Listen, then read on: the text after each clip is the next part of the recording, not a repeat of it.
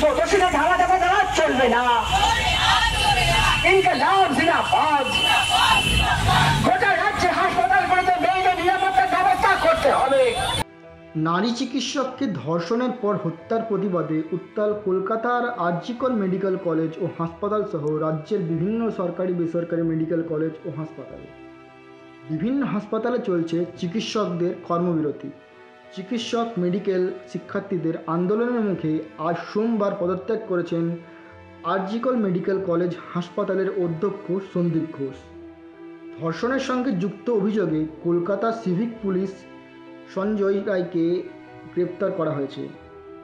Police এখনও নিশ্চিত নয় ওই ধর্ষণ ও হত্যাকাণ্ডে শুধুমাত্র সঞ্জয় রায় জড়িত ছিলেন কিনা, এর পেছনে আরও কেউ জড়িত কিনা কলকাতা পুলিশ তা নিয়ে তদন্ত করে চলেছে। এই ঘটনার প্রতিবাদে ডিওয়াইএফআই এর পক্ষ থেকে আরজিকরের সামনে শান্তিপূর্ণ আন্দোলন করে চলেছেন তারা।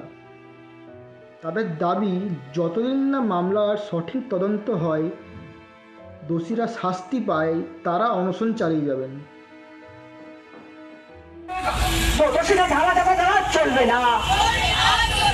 ইনকলাব জিন্দাবাদ। গোটা রাজ্যে হাসপাতালগুলোতে মেয়েদের নিরাপত্তার ব্যবস্থা করতে হবে।